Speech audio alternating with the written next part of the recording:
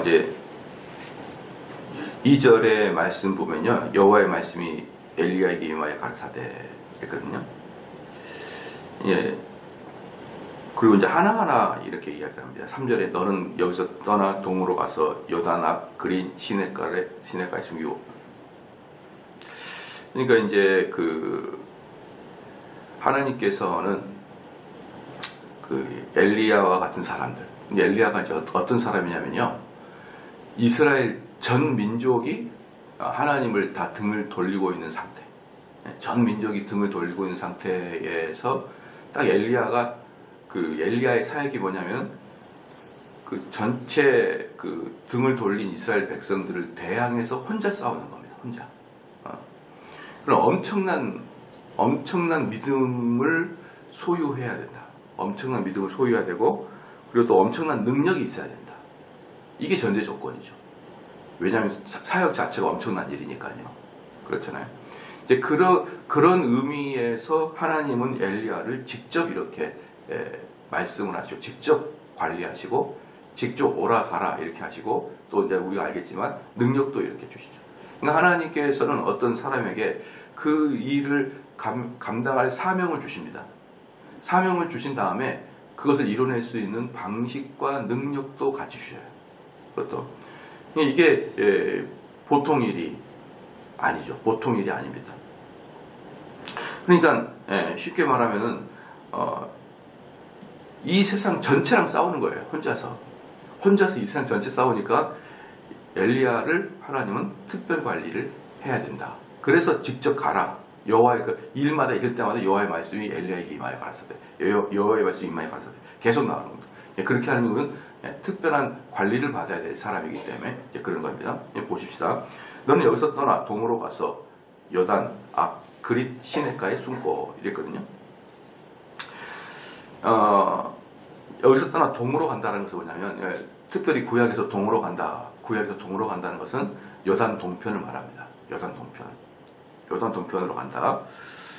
요단 서편이 가나안 본토잖아요. 그래서 너는 떠나서 빨리 가라. 요단 앞 그린 시냇가라고 했는데, 이게 지금 가나안 본토가 아니라 요르단지, 지금 현재 요르단 지역이죠. 그래서 이제 제가 이걸 준비하면서 어딜까? 그러면서 이제 제가 성지순례 이렇게 쳐보면서 그릿 시냇가 쳐보니까 역시 요르단에 있더라고요. 요르단에. 우리가 가보지는 않았지만 요르단에 이 그릿 시냇가가 있고, 전혀 관리가 안 돼가지고 그냥 꼬남처럼 생겼어요. 전혀 관리를 안 해가지고. 요르단이 성경에 나와 있는 고조를 관리할 이유가 없죠. 회교도인데. 그러니까 완전히 무슨 여기가 그릿 시냇가라고 이렇게 말은 그러지만, 그렇죠. 편말도 있더라고요. 그릿 시냇가라고. 근데 우리나라로 말하면 옛날에 밭 같은 데 잘 관리하는 데 시골에 밭 있잖아요. 그 옆에 꼬랑이 좀 흘러드는지 그렇게 생겼더라고요. 어쨌든 이 그릿 시냇가로 이제 가라라는 것은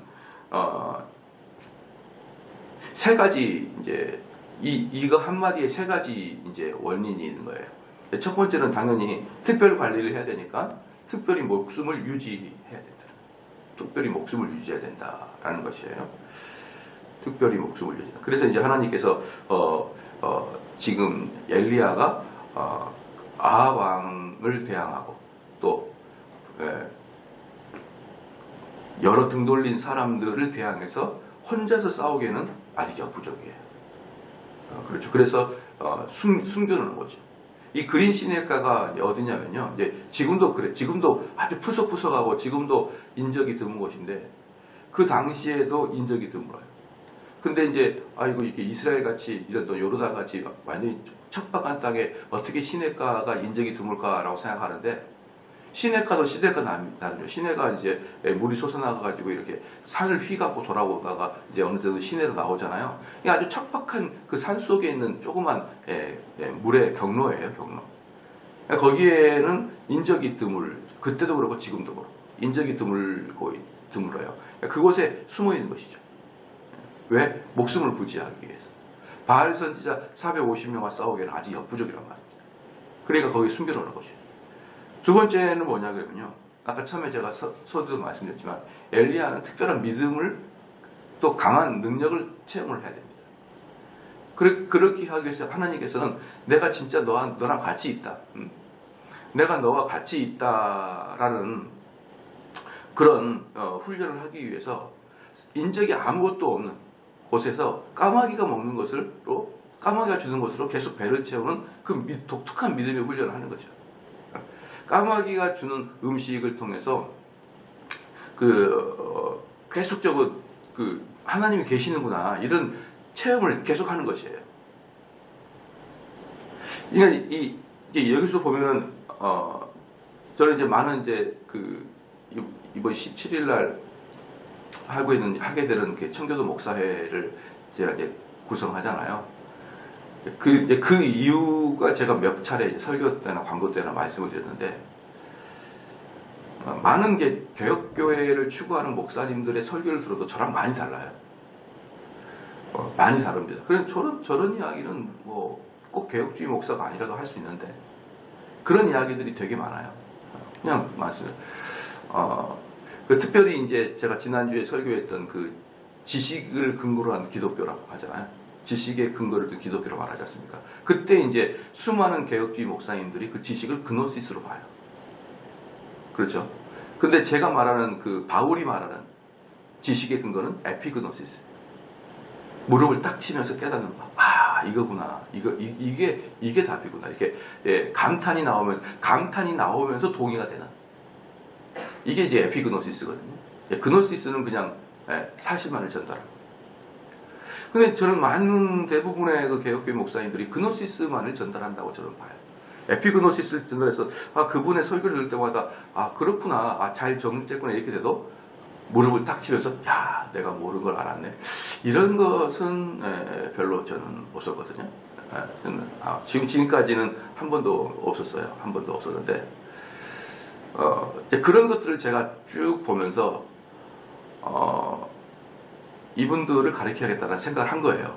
복음주의권 목사님들은 염두를 두지 않았고 개혁주의권 목사님들 사이에서도 염두를 뒀습니다. 여러분들이 제가 늘상 얘기했잖아요. 다른 교회 목사님 설교 들어보라. 복음주의권 듣지 말고요. 개혁주의권 목사님 한번 들어보세요. 그러면 제가 말하는 게 좀 떠오를 거예요. 그렇구나. 에피그노시스하고 그노시스의 차이를 여러분이 알게 될 겁니다. 이제 그럴 때 이제 저는 이제 긴장하지 않겠냐. 예컨대 지난주 설교 같은 경우도 선하게 살려고 노력하지 마라. 그렇게 여러분 설교하는 목사가 어디 있나요? 그렇잖아요. 근데 그렇게 설교하고 많은 사람들이 제 설교를 듣잖아요. 그럴 때 저에 대한 반박, 또 이단시화, 이거에 대한 두려움이 왜 없겠습니까? 독특한데, 설교가. 근데 제가 느끼기에는 제가 성경을 잘 해석했다고 생각하고 그들이 성경을 깊이 해석하지 못했다고 생각하기 때문에 단호하게 저는 1000명이 넘게 들어도 그냥 설교를 하거든요. 이런 식의 사역을 하려면 뭐가 필요하겠습니까? 독특한 믿음의 체험이 필요한 거예요, 여러분. 독특한 믿음의 체험이 필요합니다. 그러니까 남들이 하지 않은 것을 할 때는 독특한 믿음의 체험이 필요해요. 근데 그게 엘리야의 체험이었던 거예요. 근데 저는 어떤 믿음의 체험을 했을까요? 우리 교인들이 대단히 저의 설교를 집중해서 들어주고 좋아하는 것에 대한 체험을 많이 합니다. 특별히 다른 목회자들보다 훨씬 그걸 더 많이 하나님이 오랫동안 체험을 해줬어요. 그 체험을 오랫동안 하다가 보니 지금은 아주 자신감이 생긴 거예요. 하나님이 이 말씀과 함께 역사하는구나. 이것을 한 해, 두 해 이렇게 체험한 게 아니에요. 아주 오랫동안 하나님께서 그러한 일들을 저에게 경험시켜 주셨던 거죠. 그래서 제가 설교하면 그 설교에 완전히 매료된 분들을 계속적으로 제 눈앞에 보여준 거죠. 제가 만약에 목회 초년생이고 10년차 안쪽이었다 그러면 이런 식으로 하기 어려워요. 제가 근데 목회 시작할 때부터 거의 부목사 생활을 10년 동안 하면서 이런 사역을 계속했을 때도 그때도 독특하게 매력에 빠지는 그런 청년들이 꽤 많았었거든요. 그때도요. 다른 교회 목사님들이 저희 교회에 와가지고 저와 성도들 간의 관계 또 가르침의 관계를 볼 때 당신 교주 아니야? 이런 식의 이야기도 많이 들을 정도로 아주 매력에 빠진 사람들이 있었거든요. 자, 그런 것들을 제가 목회 동안 지금까지 계속 보면서 이곳에서 성령의 역사가 지금 이 일을 통해 이 말씀의 전달 통해 성령의 역사가 있구나라는 것을 여러분 저는 많이 체험했습니다. 그러니까 그 독특한 체험이 수많은 사람들이 반대하고 수많은 사람이 저에게 도전을 던져도 제 마음속에 단단함이 있고 든든함이 있는 이유가 뭐예요? 체험을 했기 때문에 그러는 거예요. 그런 체험들을 했기 때문에. 이게 참 저는 그 하나님이 저에게 주신 그 놀라운 은혜라고 저는 보고 있고, 그래서 이제 이 엘리야의 마음이 사실 이해가 되는 것이죠. 하나님은 어마어마한 일을 이 엘리야에게 시키려고, 아까 다시 말하겠지만 저는 엘리야하고 비교도 안 돼요. 그러나 엘리야하고 비교도 안 되지만 약간의 비슷한 면은 있을 수는 있잖아요. 그렇잖아요. 왜? 야고보서에서 분명히 말하지 않습니까? 엘리야는 우리와 뭐가 같다? 성경이 같다. 성경이 같기 때문에 언제든지 성경 저자들과 우리는 약간의 비슷한 면이 있고, 성경이 악한 사람들과 또 우리도 약간 비슷한 면이 다 있어요.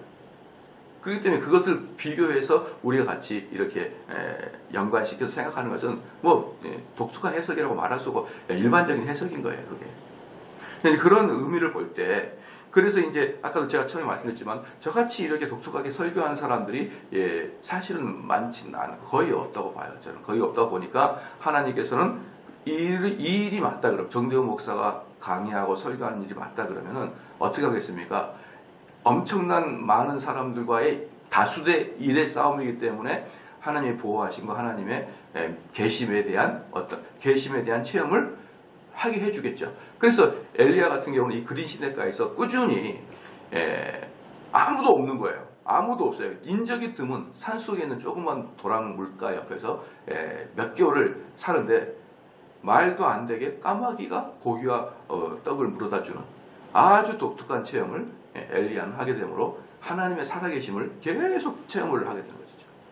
세 번째는 뭐냐 그러면 엘리야가 떠났다. 엘리야가 이제 그린 시내가로 가버렸다. 이것은 세 번째 이유, 뭡니까? 그 일은 뭐냐 그러면은 이제 이스라엘 사람들에게는 뭡니까?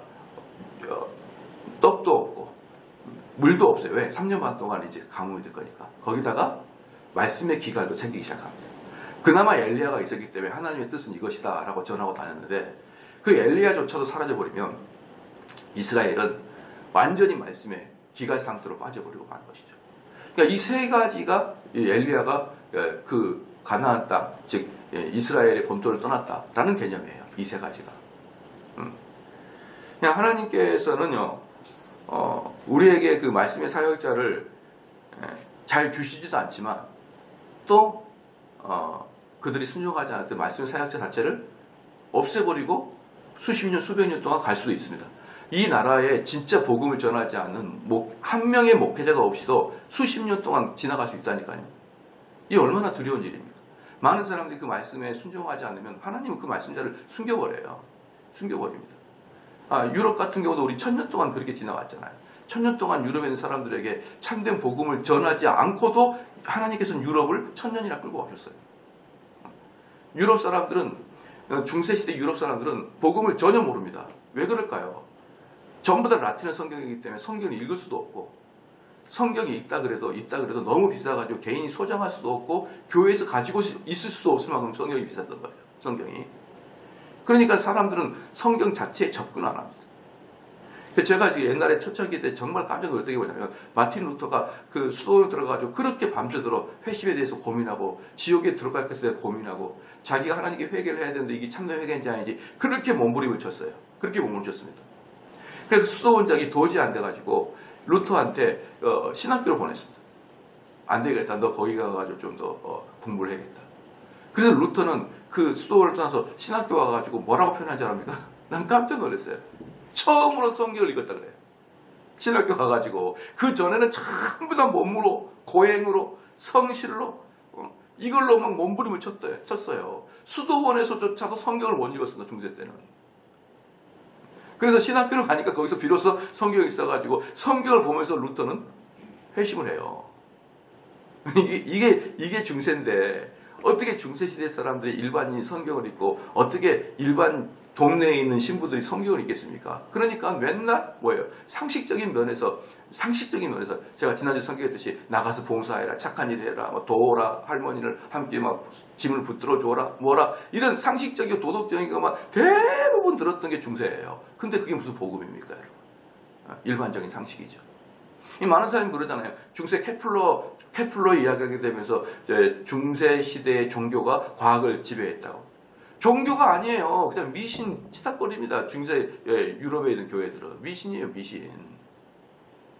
미신들입니다. 그러니까 이런 식들의 그 1000년 동안 완전히 하나님 말씀을 단절시키고도 하나님은 능히 눈 깜짝도 안 하고 1000년을 유럽을 그렇게 휘몰아쳐도 하나도 이상하지 않습니다. 하나님께서는. 하물며 대한민국에 뭐 100년 뭐 이 정도야 하나님 말씀 없이도 지나올 수 있지 않겠습니까? 얼마든지. 그렇기 때문에 우리는 하나님 말씀에 순종을 해야 됩니다. 그 순종을 하지 않으면 또다시 하나님은 그것을 말씀의 기가를 줘버린 거예요. 그러니까 우리들 느끼기에는 많은 목사도 있고 또 중세는 많은 신부도 있는데 그럴 리가 있습니까? 그럴 리가 있다니까요. 그럴 리가. 얼마든지 있습니다. 자, 그래서요. 4절에 그 신의 물을 마시라. 내가 까마귀들을 명하여 거기서 너를 먹이게 하리라. 여러분, 까마귀가 뭐냐면요. 이제 여기서 두 가지가 있습니다. 까마귀는 탐욕스러운 그 새의 대명사가 까마귀예요. 온갖 시체와 썩은 것을 먹어버리는. 사랑하는 성도 여러분, 그러니까 그 이스라엘 사람들에게서 제일 금지가 뭐예요? 시체를 만지는 거잖아요. 썩는 것을 만지는 거잖아요. 그렇기 때문에 까마귀는 완전히 안 좋은 새예요. 완전히 안 좋은 새입니다. 근데 그 완전히 안 좋은 그 아주 불결한 대명사의 까마귀. 얼마나 그 뭡니까 그 목소리도 이상해요. 까마귀 아주 이상해요. 예. 그래서 오래간만에 뭡니까 그 동해안 딱 설악산 놀러 가잖아. 아침에 놀러 가면은 아주 기분 나쁘게 오래간만에 설악산 갔는데 까마귀가 우리 보고 집에 가라고 계속 소리 질러요. 어떻게 가 막 그래. 그 설악산 가면 맨날 가 그래. 이 내가 오랜만에 하는데 네가 왜 가라 그래? 막 이러면서 더 가지죠. 예. 가 막. 까마귀 울음소리도 이상하잖아요. 이상하고 먹는 것도 이상하고. 그러니까 이스라엘 사람들이 가장 불결하게 생각하는 종류 중에 하나가 까마귀인데 가장 불결한 까마귀가 가장 정결하도록 엘리야를 도와요. 이스라엘의 정결을 돕도록, 이스라엘을 정결시키기, 이스라엘을 개혁시키기 위해서 엘리야를 돕도록 가장 불결한 까마귀를 들어서 하나님이 까마귀를 사용합니다. 그러니까 이것을 보고 완전히 탐욕스럽고 뭐든지 먹어 치워버리는 이 까마귀를 통해서 그 이스라엘 땅에 비 한 방울 안 오는 이스라엘 땅에 떡과 고기를 찾아가지고 엘리야를 갖다 줘요. 자, 이것은 자연적인 현상이 아니죠. 그렇기 때문에 이것을 계속 경험하면서 엘리야는 어때요? 믿음의 담력을 더 키워나가는 거예요. 하나님이 한두 번이면 우연인데 왜? 우리 흥부도 박을 물어줬잖아요. 박씨를 물어줬잖아요. 한 번이면 우연이죠. 툭 떨어뜨리면 우연이죠. 근데 끊임없이 이렇게 가져다 주는 것은 이건 우연이 아니죠. 그 다음에 그거예요. 엘리야에게 엘리야에게 믿음의 분량을 키워주기 위해서 까마귀를 통해서 먹이게 해줬다. 그러니까 두 번째 이유는 뭐냐면요. 두 번째 이유는, 엘리야를 하나님께서 잘 보존하기 위해서 인적이 없는 곳에서 딱 아무도 모르게 엘리야를 키운 거예요. 아무도 모르게. 까마귀가 밥을 준다는 것은 어느 누구하고도 접촉하지 않고 산속에서 나오지도 않고 들어가지도 않고 그 속에 가만히 있는 바로 그런 일들을 시키기 위해서 지금 하나님은 그 그릿 시냇가에 보냈고 거기서 까마귀를 먹게 했습니다. 두 가지죠. 믿음의 담력을 키우기 위해서고 두 번째 엘리야를 보호하기 위해서 하나님께서는 엘리야를 당분간 무명으로 만든 거예요. 무명으로.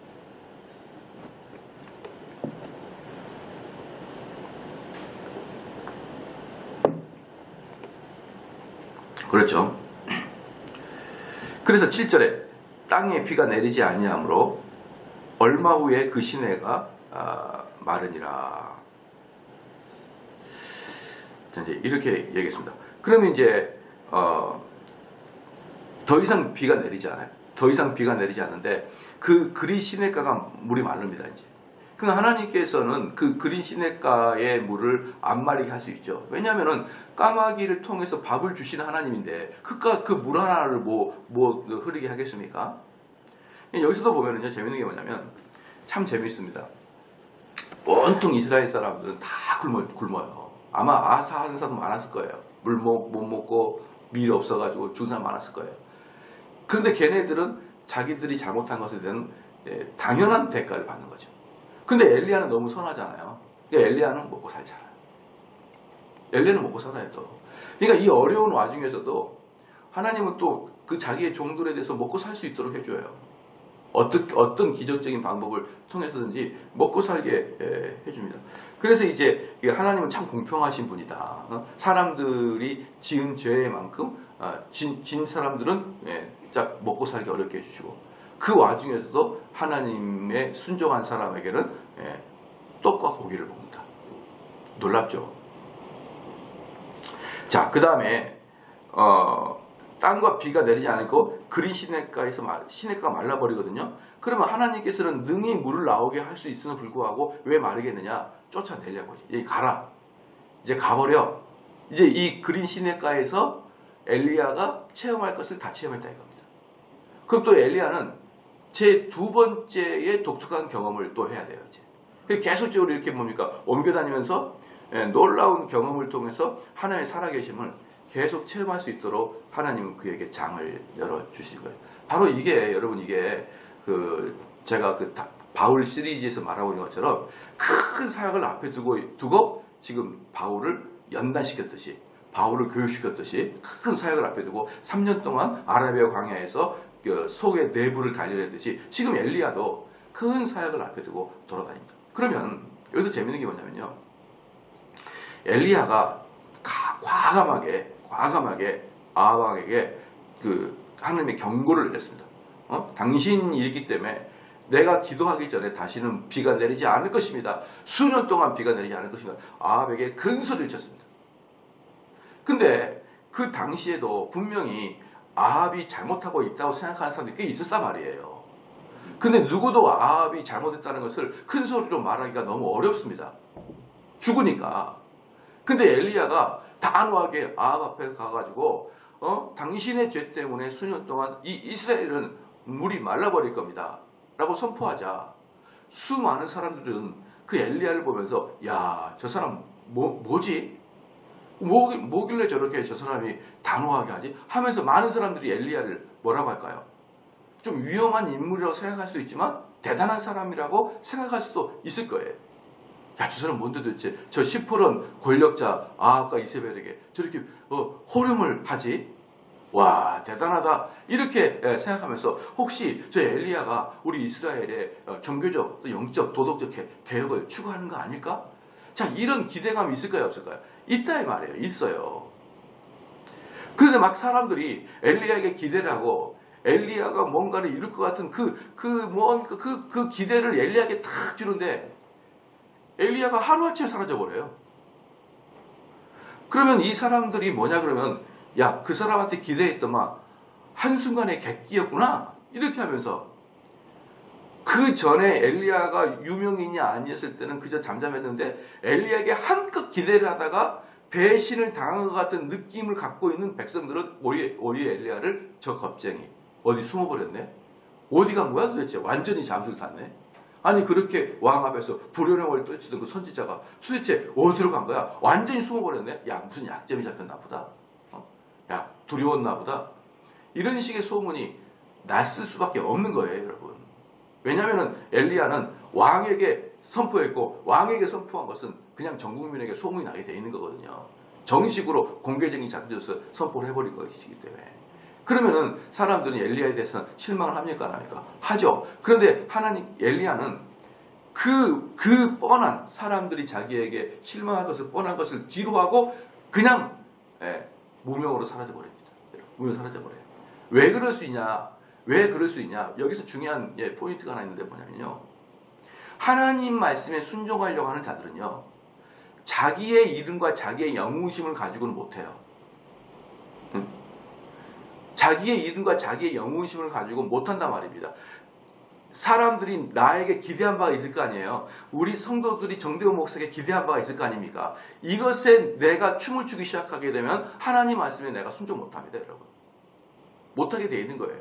그렇기 때문에 엘리야 같은 경우는요, 이거예요. 너희들이 나에게 무엇을 기대하든 말든, 너희들이 나에게 욕을 하든 말든, 하나님이 이렇게 하라고 하면 이렇게 하는 거고, 하나님이 저렇게 하면 저렇게 하는 거예요. 그러니까 엘리야는 영웅심이 있는 게 아니에요. 엘리야는 사람들이 엘리야에게 기대하는 것에 대한 보응을 해주고자 하는, 사람들이 엘리야에게 기대하고자 하는 바를 보응해주는 그 마음이 없어요. 엘리야는.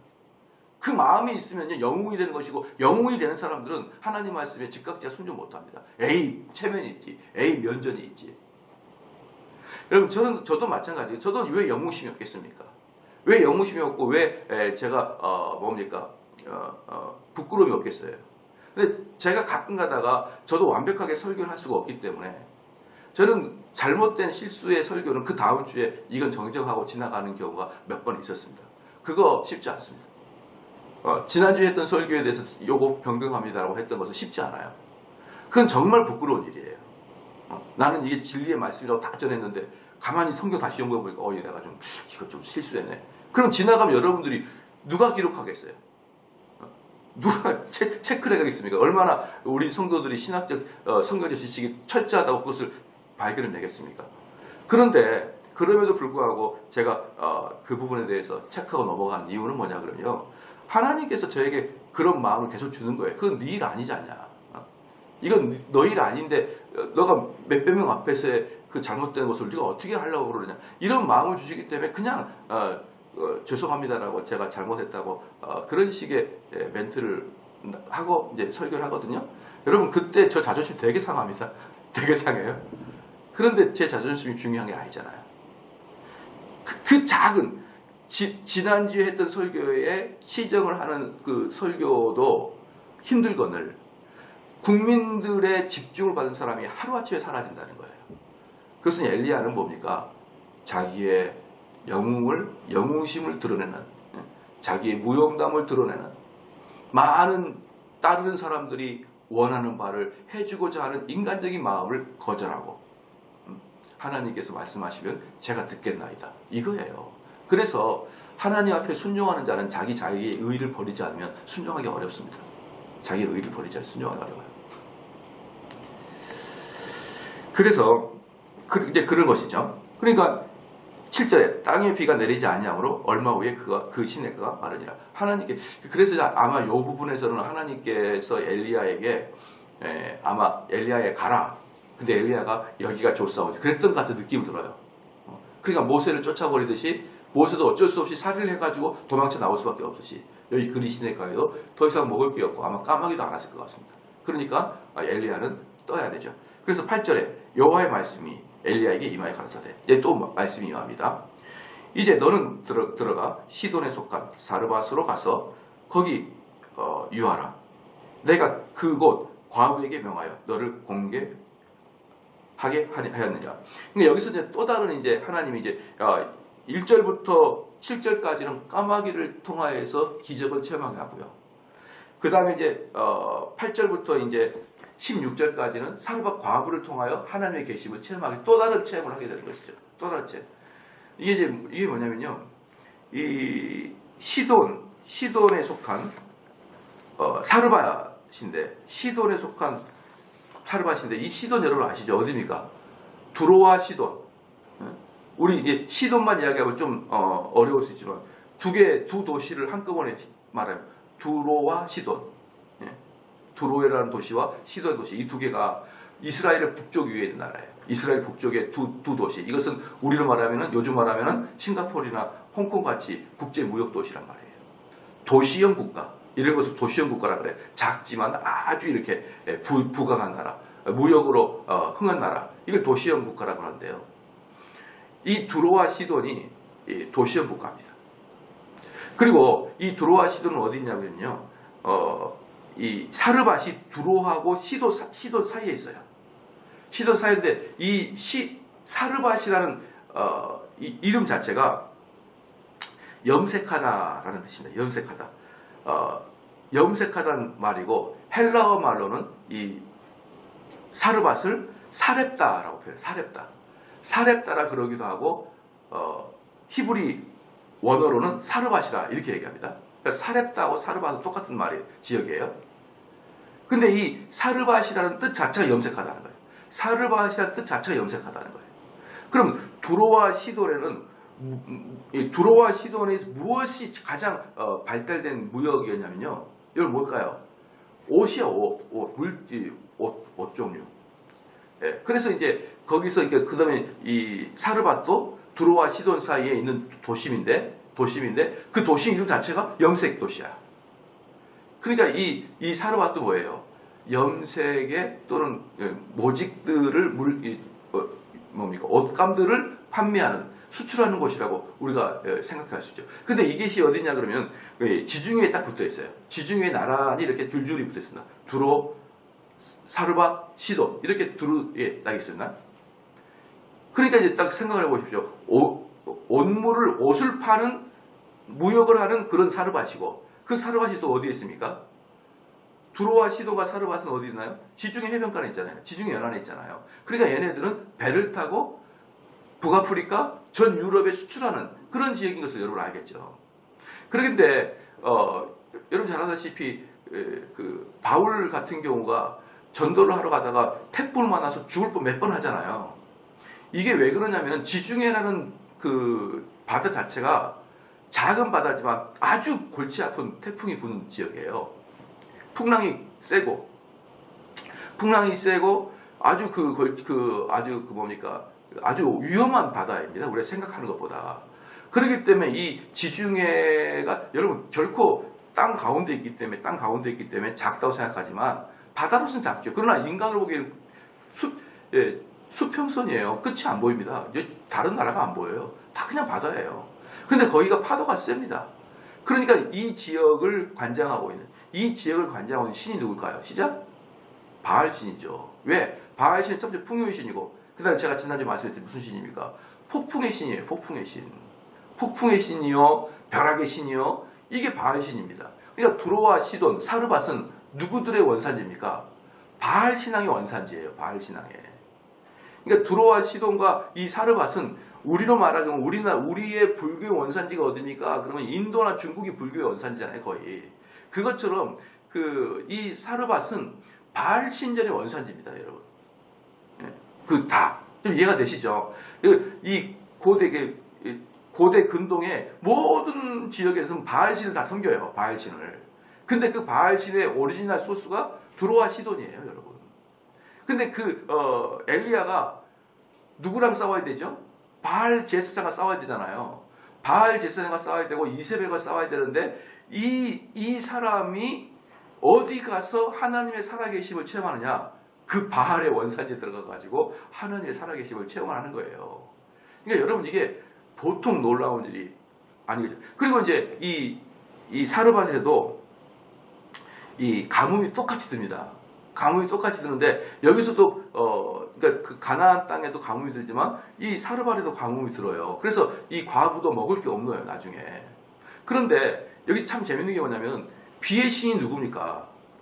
비의 신이 바알신이잖아요. 근데 바알신의 본산지에 가가지고 그 비의 신에게 비 내리지 마 이렇게 엘리야가 얘기해버린 거죠.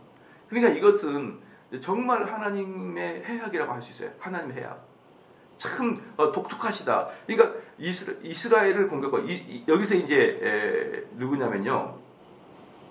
여기 그 시돈이잖아요. 시돈. 이 시돈이 그 시돈의 왕의 딸이 이세벨이에요. 이세벨. 그러니까 이게 얼마나 재밌냐 그러면요. 지금 이스라엘을 점령하고 이스라엘을 고통 주는 사람이 이세벨이고 그 이세벨을 공격하기 위해서 이세벨 고향에 가 있고 엘리야는 지금 이스라엘은 바알이라는 신 때문에 모두가 오염이 되어 있는데 엘리야는 바알 신을 섬기는 사르밧에 가가지고 사르밧 과부에게 공급을 받아요. 그러니까 하나님께서는 아주 독특하시고 재밌고 역설적으로 사역을 지금 하고 계신 걸 보고 있거든요. 그런 다음에 이제 뭡니까? 9절에 너는 일어나 시돈에 속한 사르밧으로 가서 거기 유하라. 내가 그곳 과부에게 명하여 너를 공개하게 하였느니라. 그러니까 여기서 이제 뭐냐면 이 요르단 지금 여기가 요르단 지역이거든요. 아니 요르단 지역이 아니라 이스라엘 북쪽이에요. 지금을 말하면 시리아 지역입니다. 시리아 지역도 똑같이 뭡니까 가뭄을 주고 있는데 그 가뭄을 갖고 있는 사람 중에 제일 최하위 직업이 누구냐 그러면 과부예요. 과부. 왜 과부가 제일 최하의 직업입니까? 절대 여성은 경제활동을 못한다고 말했죠. 그러니까 여성이 남편이 죽은 것은 그냥 남편과 사별대 이 정도가 아니고 그냥 그 사회 최하위 계층으로 떨어져 버린 거예요. 우리로 말하면 거의 노숙자랑 비슷하다. 그래서 그 여인이 살아갈 수 있는 유일한 방법은 뭐예요? 사람들의 적선에서 살아가는 거예요. 여성들은 경제활동을 못하죠. 그나마 아들이 있으면 아들이 장성해가지고 일을 하게 되면은 과부라 그래도 살만하죠. 근데 아들까지 죽어버리면 어때요? 이제 이 사람은 돌볼 사람이 아무도 없고 그냥 사람이 적선해준 걸로 먹고 살아가야 되는데 그 시리아의 지금 시리아 땅에 가장 심한 가뭄 속에 그리고 가장 우상 숭배하는 지역에서 가장 사회적으로 약자가 엘리야를 봉양합니다. 그렇게 해서 하나님의 살아계심을 계속 엘리야는 체험을 한 거예요. 하나님이 이 세상에 비도 안 오게 하시고 하나님이 까마귀를 통해서도 몇 개월 동안 나를 먹이게 하시고 여기까지는 또 하나님이니까 하실 수 있다 이렇게 생각하지만 사람이 사람의 마음을 하나님이 사람의 마음을 움직이는 것은 또 다른 어려움이에요. 야, 저 사람이 저렇게 강박한데 저 사람의 마음이 움직일 수 있을까? 이것에 대한 체험을 또 누구를 통해서 합니까? 사르밧 과부를 통해서 또 하나님을 체험하게 하십니다. 이렇게 엘리야는 엄청난 일을 감당하기 앞서서 하나님이 계속 트레이닝을 시키는 것을 볼 수가 있어요. 저는 왜 그러냐면은 이게 되게 중요한 게 뭐냐면요. 다윗도 그러잖아요. 골리앗을 죽이기 전에 사자와 곰을 죽였던 그런 훈련들을 하지 않습니까? 그런 정말 에이스 투수는 뭐냐 그러면요. 슬라이드를 잘 던지든지 커브를 잘 던지든지 던지면은 타자가 절대 못 치는 자기가 갖고 있는 A급 투구가 있어야 돼요. A급. 그러다가 이 사람은 투구의 핵심이 뭐냐면 슬라이드예요. 그럼 직구로 던지고 커브로 던지다가 안 되겠다 싶으면 슬라이드 던져가지고 스트라이크 하나를 먹어주는 이 절대적으로 타자가 알고도 못 치는 구속이 하나 있어야 에이스 선수가 돼요. 그러면 그 사람은 항상 듬직합니다. 뭐 하다가 뭐 볼 카운트가 불리하면 내가 슬라이드 던지면 되지. 이 마음이 있기 때문에 단단하게 던집니다, 여러분. 그런데 모든 게 다 고만고만하면요, 그건 절대로 에이스 투수가 못 돼요. 마찬가지로 하나님의 종도요. 에이스 투수같이 하나가 있어야 돼요. 딱 자기 무기가 하나가 있어야 돼요. 이거 하나가 있으면 나 이길 수 있어. 요거 하나가 있어야 돼요. 그 하나를 만들어내기 위해서 어때요? 본격적인 게임에 들어가기 전에 어마어마한 연습을 여러분 해야 됩니다. A급 투수가 되기 위한 것처럼 하나의 구속을 딱 가지고 있어야 돼요. 이거 하나만큼은 나는 하나님을 체험했어. 이거 하나만큼은 누구한테 이길 수 있어. 이 구속 하나를 딱 가지고 그 다음에 나가는 거예요. 그렇죠? 그게 바울이고 그게 다윗이고 그게 엘리야고 모든 하나님의 종들은 그 과정을 다 여러분 거칩니다. 거친 다음에 담대하게 나가는 거예요. 모세도 그랬고 그래야 담대함이 있는 것이지 긴가민가 우물쭈물 갈까 말까 이래가지고 어떻게 그 많은 사람의 반대를 물리치고 그 많은 사람들의 그 원성을 물리치고 주의 말씀을 끝까지 전파해 나갈 수가 있겠습니까? 바로 이게 하나님이 우리에게 주시는 독특한 은혜인 것입니다. 이러한 믿음 또 체험 여러분도 공유하시길 주님 축원합니다.